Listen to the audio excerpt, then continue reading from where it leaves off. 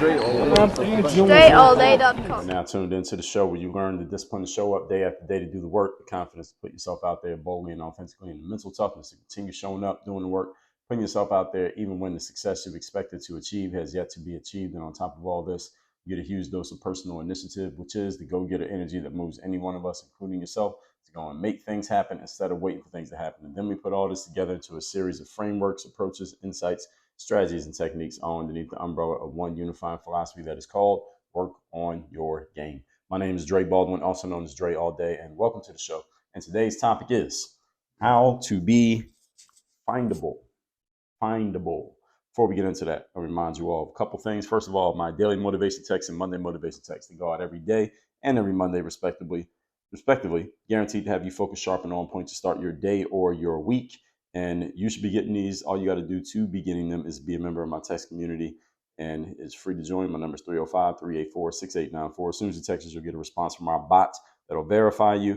And then you'll have an option of choosing how often you want to hear from us directly. If you don't immediately get a response from our bot, that means that we're still dealing with some technical difficulties with the text. As soon as we get that fixed, you'll be getting those messages straight to your phone consistently, as I just told you. So stay tuned. If you haven't joined yet, just send a text to that number anyway. So when we do get it working, I'm pretty sure we'll have already backlogged everybody's number. So we'll get that moving when it's ready. Next, Work on Your Game University. That is the place where I do all my coaching. If you would like to be a coaching member of Work on Your Game University, if you would like to be a person who has direct access to me, if you like to be someone who now can have access to the insights and the strategies and the mindsets and the systems that will help you take whatever you are doing right now to the level at which you want it to get, and you would like to do it urgently, you like to do it faster, you like to you like to take, let's say, your time frame that you're dealing with right now and collapse that time frame by about anywhere from 60 to 90%. If you like to do that,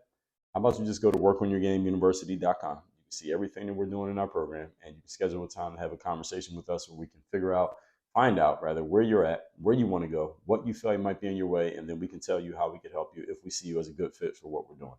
That's all at workonyourgameuniversity.com. So with those things out of the way, let's get into the topic here today, which is how to be findable. Now, it's always a great day for any professional, any entrepreneur, when someone who you were not looking for and maybe didn't even know existed, instead happens to be looking for you or looking for something that you offer, and they find you. And that leads to a new opportunity that you had not planned for nor expected. Isn't that usually a good day when someone who you didn't even know, and you didn't even know that they were looking in your direction, but they were either looking in your direction or they were looking for you specifically? Either way, they end up in your space, and you end up having an opportunity on your hands that, again, you weren't even planning for. Isn't that good? It's a great thing, right?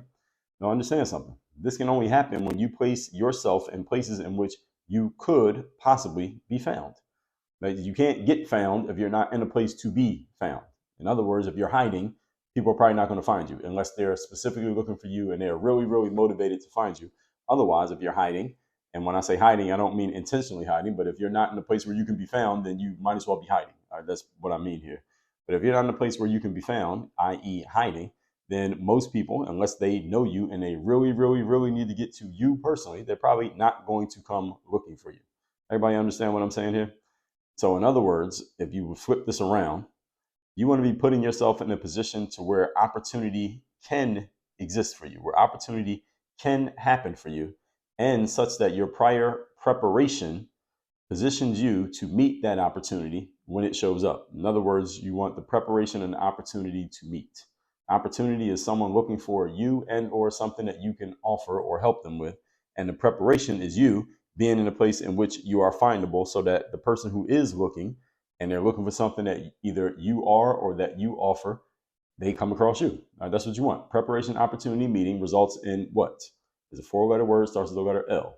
It is called luck. All right, if you want to get lucky, then you need preparation, opportunity to meet, which means the opportunity is already out there. There are already people out there looking for something that you're offering. The preparation is you positioning yourself to be the something that they find.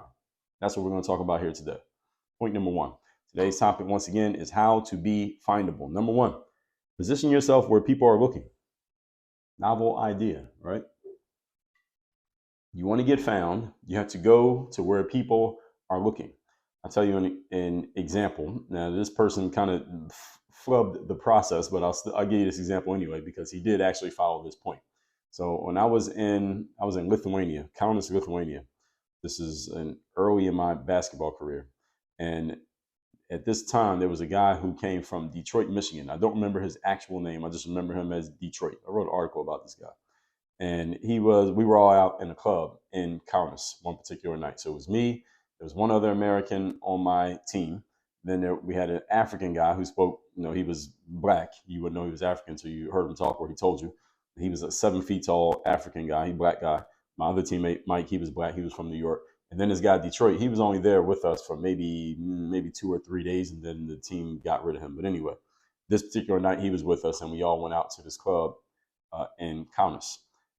And as we're in the club, and any of you who has never been, if you're an American, you've never been overseas, especially if you're a black guy and you're tall, like basketball height, size, everybody knows that you're a basketball player and you're in countries like this one. Now, there are some countries where it's normal to see dark-skinned people, like places like France or London. There are black people just walking around normally. But in places like Kaunas, Lithuania, there are no black people just normally walking around. So when they see you, they know that you're a basketball player. You stand out very well without even trying. And this guy, Detroit, was trying a little bit too hard while we're in this club. So we're in the club. Ain't no other black guys in there. So everybody knows who we are. And this guy, Detroit, I guess he wanted to make the most of his opportunity while he was in town. Let's just call it that. So while we're in the club and these people we're like sitting in these seats near the dance floor where we can see everyone can see us. But Detroit, I guess he felt like the action wasn't happening fast enough for him. So this is what he does. And those of you who've been in nightclubs or bars before, especially ones that are crowded, and this one was pretty crowded, that there's like a stream of people walking around in certain aspects, especially in nightclubs, like dance clubs. So there's a stream of people walking by in front of us where we're hanging out, where we're standing, where we're posted up. And again, everyone can see us. But Detroit, again, he wanted more attention. So he stands right in the middle of the lane where people are walking. Like he stands literally right in the middle of it. So if you wanted to walk by where we were, you had to walk around him because he just stood there to make sure that you saw him. Now, he wasn't a super big guy. He's about 6 feet tall, but he's there. So you got to walk around this guy. And he was doing this because he was trying to get one of the females' attention. Now, I'm from Philadelphia and I come from the hood.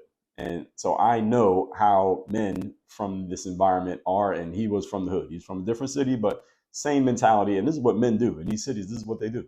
And any ladies listening to this who have dealt with men from these environments, or you're from these environments, you know exactly what I'm talking about. This is what they do when they're at home. And he was over in Europe doing this exact same thing. The sad ending to Detroit's story was this did not work. None of the women was interested in him, even though they all saw him, and he made sure they saw him. But the whole point of me sharing this little anecdote here is this. He was following point number one. He didn't follow the rest of the points, and he didn't follow it the right way, but he did follow it, which is he positioned himself where people were looking. He put himself in a position where you had no choice but to notice that he was there. Now, just because people notice that you're there doesn't mean your entire job is done. That's why I'm giving you more than 1 point. So don't just take this 1 point and run with it. I'm giving you an example of someone kind of doing it right, but also doing it wrong at the same time, if you're catching what I'm saying here. So if you're trying to get a higher paying job, for example, let's say you want a job and or you just want to get hired for a job, period. Let's say not even a higher job, just a job. You probably want to have your resume and profile on some job boards to where people who are hiring might see you. All right, this is a way of positioning yourself where people are looking. If this is where people are hiring on a job board, or maybe hiring, right? And they will be looking around for somebody, possibly, hopefully, like you. Therefore, you are positioning yourself to get found by someone who may not know you, but they see you, and now they may want to know you. So again, my guy Detroit, back in Kaunas, he had this part right, but he didn't get the rest of it, and we'll get to that in a minute. So it's possible that you may get found, again, by somebody who doesn't know you. Now they're seeing you, and they may want to know you. But if you're not there in the first place, and they're looking, they can't find you. And understand, that might be the only place that they look. So if you're not there, they won't see you. This is the same when it comes to the content that you publish. Any of you in the thought leadership space, any of you entrepreneurs, any of you running the marketing departments of your business, content you publish and your presence online needs to be in a place where people with whom you would like to engage happen to hang out, gather, or browse. In other words, you need to be where you can be found. So if you have a website, for example, and you post a lot of content on your website, understand that a person who does not know that you exist is never going to come to your website. The solution to this traditionally has been what they call search engine optimization, or SEO. You figure out a way to get someone who knows how to get your content to rank, as they say, in Google searches, so that if someone searches the topic underwater basket weaving that you write about on your website, that hopefully some results from your website pop up. And now, because they saw it on Google, now they click over to your website. Hopefully it happens that way. Another thing that you can do by cutting out that middleman of search is to just post your content in places where people do normally look, such as LinkedIn or TikTok or Instagram or Twitter or YouTube, and places where people usually look at by default. That's the first place they look, or maybe the only place they look when they're looking for a certain thing, or maybe not looking for anything at all, but they could stumble upon you. And there's a whole lot of different schools of thought of this. I could do a whole course on this, and I will be putting out a whole course on these things in the very near future when it comes to marketing, getting yourself found, and just getting yourself seen, heard, and known in the business space. I'm going to be doing a lot of courses in the marketing and business space, getting very specific, getting to very specific niches. So I'll do one on this specific subject, again, in the very near future. We got a lot of material coming in the work on your game world, period. But anyway, as I continue my point here, you want to be in a place where people are either looking, or you want to position yourself to where if they are looking, they see you, or where people already hang out, gather, and browse. That's where you want to be. So it is your business to find out and know where these places are and make sure that you have a presence in these places. All right, if you want to get found, you have to go to places where people are looking, or where you could possibly get seen. Someone doesn't even have to be looking, but if they see you, then they may decide, oh, I'm glad I'm here because that looks like something that I might be interested in, even if they weren't thinking about it when they left the house. You get what I'm saying? And again, that's a metaphor. They could do it on the internet as well. And you want to make sure you have a presence in these places. If, on the other hand, you don't want to be found, well, you want to make sure you don't have a presence in the places where somebody might find you. All right. And this is what many aggregators sell when they're selling to people who are looking to get found in certain industries. So when I was playing basketball, for example, another basketball example, there were platforms out there that would sell players on the opportunity of having their profiles posted on some platform that would allegedly get browsed by hundreds and thousands of basketball teams every single day. So what I said a minute ago, I hope I make sure I said that properly. If you want to be found, you need to be in a place where, again, people are looking. I think I said don't want to be found. If you want to be found. So in the basketball space, what would happen is there would be these aggregate websites that would say, if you pay X amount of dollars, so say give us $1,000 or $300, whatever, we'll put your profile on our website, and basketball player, our website gets browsed every day by hundreds of basketball scouts and agents and managers from all over the world. So you want to have your profile on our website because this gives you an opportunity to possibly get found and possibly live your dream of playing professional basketball. Now, I will tell you, because these websites and people who sell these things do still exist, let me tell you, any of you who's a basketball player or a parent of a basketball player, this sales pitch is complete bullshit. No, you will not get found there. No, you're not going to play pro basketball because your profile is listed on this website with thousands of other people, and there's no way of differentiating you from anybody else who's on that site. Do not fall for this scam. There were a lot of people selling this scam during my playing days. I don't know if they are completely extinct, but if you come across anything that looks or smells like this, it is bullshit. You can even directly email me, and I will tell you that it's bullshit. I'll help you out. Or you can send me a DM on any social platform. And when my texts are working, you can send me a text as well. I will help you out and make sure you don't get scammed out of your money and out of your time, because your playing career window is extremely small, so you better not waste any of it. So anyway, many aggregators sell people on this, and it's not just limited to the basketball space. I see this in many spaces. People will say, well, you pay us money, put your profile on our platform that has a whole bunch of views on our platform, and maybe you can get found that way. They don't say maybe, they say you will get found that way. Or they'll kind of entice you by saying, well, look at all these people who are looking at our stuff. So you want to be here because everybody's going to see this. I'll give you another example. And this is by 2000, maybe 9 or 10.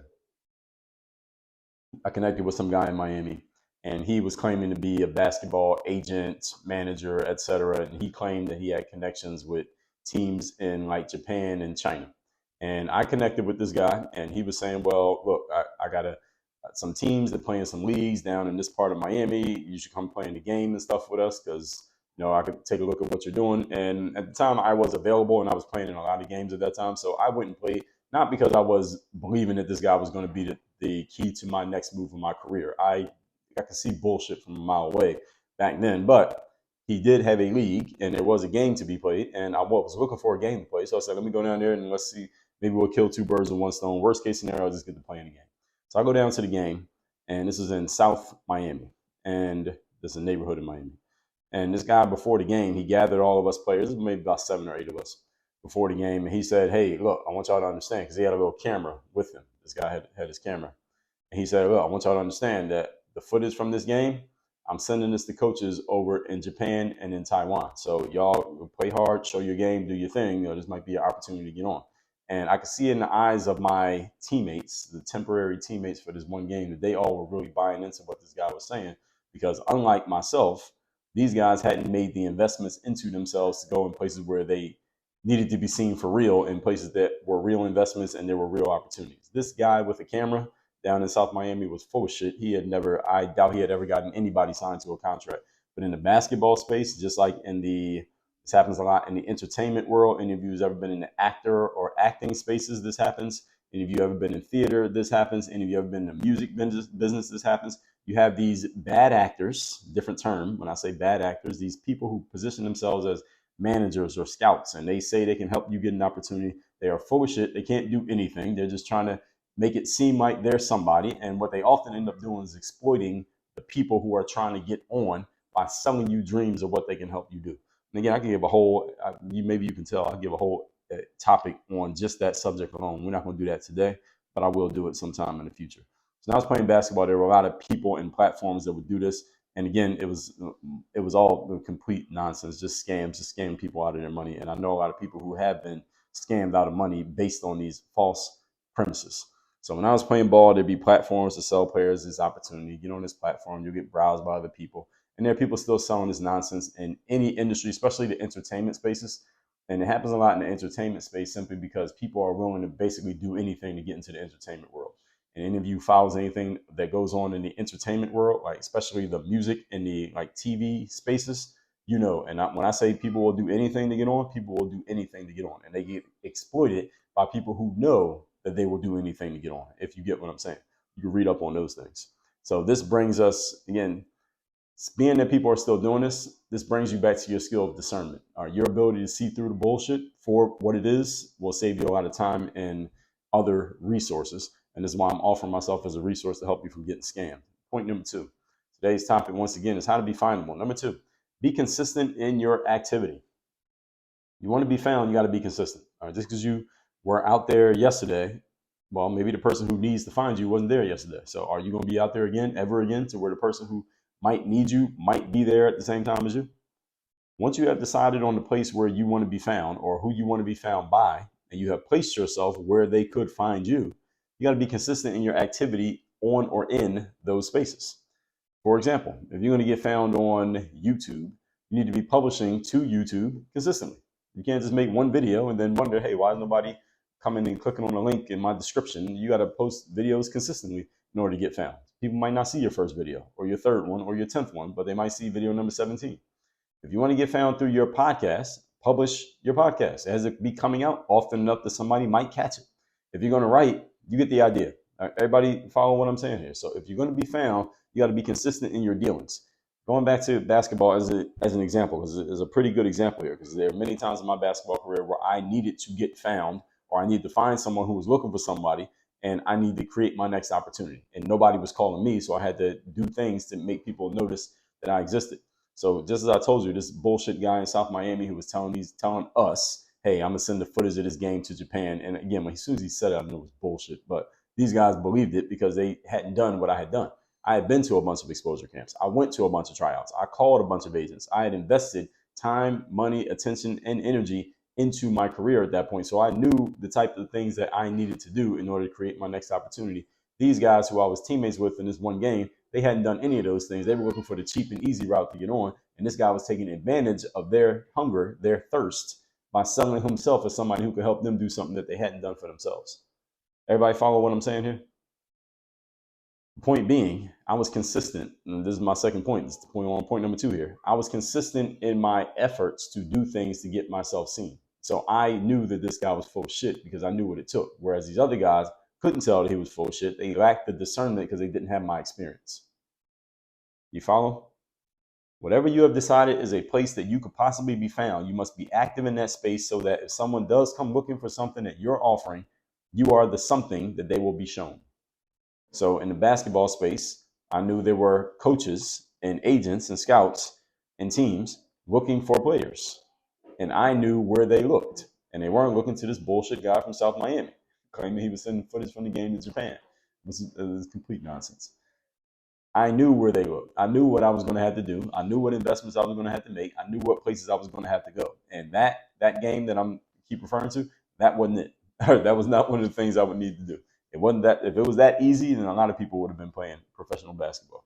So the way that things work these days, the more active you are in a space, the more likely it is that you will be found in that space. And it was like that back in the days as well. It's more crowded now than it was before, simply because everyone has access to internet devices. Many people have grown up using them, so everyone is pretty deft at using this stuff. Whereas back when I was in the early years of my basketball career, actually throughout my whole basketball career, it wasn't as crowded simply because there weren't as many people who understood the process of what to do, how to do it, getting yourself out there online. I was a very early adopter to this stuff. So it's more crowded for you now than it was then, but let's remember that we're still in a performance-based business. The performers are still the performers. You may have to cut through more fat, but it still is a performance-based business. So don't be discouraged by this truth. You can't just do one thing, folks, and hope that will be enough for you to get seen. I remember I was talking to a woman. I was speaking at an event. This is in Fort Lauderdale several years ago. It's probably 2016, maybe. I was speaking at, I knew somebody who asked me to come speak at the Urban League in Broward County, which is, well, Fort Lauderdale is in Broward County, right north of Miami. And Urban League event I spoke at, it was about entrepreneurship. And I remember a woman came up to me, it was either before or after the event, and she was just wanted to ask me some questions about how she could get her stuff out there because she had her own small business she was running out of her home. There were a lot of people running businesses out of their home at this meeting for some reason. I don't know why, but there were. And I was asking her, well, what are you doing to get yourself seen? How could somebody even find you if they wanted to find you right now? And she mentioned to me how she had put out a Facebook post a few months earlier and the post had went viral, but nothing had really come from it since then. And I said, well, have you posted any more stuff to Facebook since then? And she said, no, she hadn't. And this is what happens with a lot of entrepreneurs. I see this with a lot of people, a lot of businesses, period, entrepreneurs, small business owners, entrepreneurs, whatever. I see this happen over and over again. People do one thing one time and they see to get some kind of result, but then they don't do anything else. And then they wonder why they're not getting any traction. You're not getting any traction because you only did something once. Here's the thing you got to understand when you're on platforms that you don't own, i.e. social media, is that your content is as fresh as the moment that it came out. About an hour or two after that, it doesn't matter anymore. After about a day, it doesn't matter. After a day is over. After one day, whatever material you posted yesterday, it is over. Its shelf life is dead. All right, throw it in the trash. Okay, everybody understand this? That's why you got to post to these platforms. If you're going to use the free platforms, you have to feed the beast. You got to feed the feed over and over and over again. I've told you all that at Work on Your Game Incorporated, right now, as of this recording, we are publishing to social media. I'm talking about each platform. We're publishing to each platform a minimum of 7 times a day right now. And why do we do that? We do that to keep feeding the feed. And some platforms I'm posting even more than that, but we're not posting to any platform less often than 7 times a day. That's the point that I'm making. Now, why I do that? Well, why we're doing it is because we need to feed the feed. And the more material we put out, the more chances we give ourselves to get found. Now, how we do that is because I have a ton of material. Now, if you don't have as much material as me, you might not be able to post 7 times a day, but there's nothing stopping you from creating material. Platforms are free. What's stopping you from creating it? What's stopping you from writing or recording? I'm waiting just for you to give me an answer. As I continue, I would bet on your chances being a lot higher of you getting found the more active you are than if you are less active, as a general rule. Now, there are exceptions to this, but exceptions prove the rule. They do not debunk the rule. Point number 3. Today's topic, once again, is how to get found, how to be findable. Number 3, if you are in the game, play the game. Whatever the game happens to be that you are in, stay active in the game. Understand what your game is and go out there and play it. So you got to know what game you're in. Do you know what game you're in? Do you know what business you are in? Do you know what is expected of the people who are in your particular game? And are you doing those things? If you want to, for example, just yesterday I was recording on someone else's podcast, and the guy was telling me that he he's about to write a book, or he's in the process of writing a book, and he told me he's going to go the traditional publisher route. And he has a literary agent. That's if you're going to go the traditional publisher route, often you need an agent. And I'd done traditional publisher route without an agent. That's usually the exception, not the rule, again. And he said he has a literary agent, and his agent is shopping his manuscript, which is just the book material before the book is complete, shopping his manuscript around to book publishing companies trying to get him a publishing deal, because he wanted to go to the major publisher route with this particular book that he wrote. And I'm sharing that, and then we started just exchanging notes about books and publishing, and I told him about a company I just heard of that is investing in authors and basically basically doing a revenue split with authors. They're offering many of the pieces that a traditional publisher does, but at the same time not putting authors into contracts where the author doesn't have ownership of their stuff. It's like a hybrid type of publishing model and a new way of doing things in the publishing world. And we were just talking about that for a few minutes after we got done recording on his platform. The whole point being, this guy knows what game he's in. He knows that in order to get a book published by a traditional publisher, you usually got to go through an agent. You got to have your manuscript ready. Agent has to be able to pitch you, and you usually need an agent because the agent's the one who can get their phone calls answered by the people in the publishing world. Whereas if you try to reach them directly, they ain't taking your call because they don't know you. That's how it works. And I've seen it. I've seen this with my own two eyes. I've written a lot of books. I work with traditional publishers. I have worked with just going straight to consumer. And these things you need to know if you're going to be in the game. Any game you're in, you got to find out what's happening, how it works, how it doesn't work, what you should do and what you shouldn't do. Ignorance is not an excuse. Information is already out there. So you can't call yourself a professional at anything and not know how your specific professional game works. That doesn't make any sense. If you're an amateur, then it makes sense to not know what's happening. But when you're a professional, it is unacceptable for you to not know what's happening. In the pro basketball world, for example, I'll give you another pro basketball example. If you're going to play ball professionally and you're trying to sell yourself, or even if you have an agent who's trying to sell you, number one thing that a team who is considering you wants to see is anybody who's played pro basketball, you know the answer. Anybody know the answer? Footage. They need to see game footage. They need to see film, or we call it film. They want to see film of you playing as recently as possible. They want to see the most recent game film that you have, because you might have had 30 in that game 3 years ago, but who knows what happened over the last 3 years. You might have gained 30 pounds. You might have said in your resume, you said you were 6'7", but then when we look at the footage, we see you're really about 6'2". Oh, this happens. This happens in the pro basketball world. So in the sports world, people want to see footage of you playing up against other people. And that's the proof that you can play at that level, to show yourself, to prove that you are what you say you are. And again, if your last game film was a long time ago, maybe multiple years ago, then the people who find you, they might decide, well, we can't gauge how good you are because we don't know if you're still as good now as you were in this film. Or who knows what happened to you over the last 3 years. So again, the point is, you got to prove that you're still good at what you do. And this is why I would do things like go to exposure camps, because it was a way for me to show whoever the decision maker was, hey, I'm good right now today. And you just saw me do it in person. And in the professional speaking world, for example, it works in a similar way. People want to see usually some video of you recently on a stage, or they need to know you or know somebody who knows you that will vouch for you. And that can basically work in the place of the footage. But somehow we need to know. People want to see proof. And the speaking realm is not always as important because, again, if you know people, but in the sports realm is very important because that's the only thing you're going to be doing is getting up there and performing. So let's see you perform. The concept is still the same, though. People want to know what you have done lately, and they want to know that you are active in the game. And to be active in the game, just be active in the game. So if people see you playing the game, then they don't question if you're active. You already answered the question. And you answered the question that you're good. And you answer the question, well, hey, here I am right here. You can talk to me right now. You can answer all three questions at the same time. But you got to be findable in order for this to happen. Recapping today's class, which is how to be findable. It's always great when someone who you weren't even trying to get their attention find you, because they were trying to get your attention, and you get an opportunity that you were not even hoping or angling for. So how do you make this happen and hopefully get it to happen more consistently? Number one, position yourself where people are looking. You need to find out where the people who you're trying to entice are looking and make sure that you place yourself there, make it your business to be there. Number two, be consistent in your activity. You want to be somewhere, and then you got to be active there so that people can actually find you.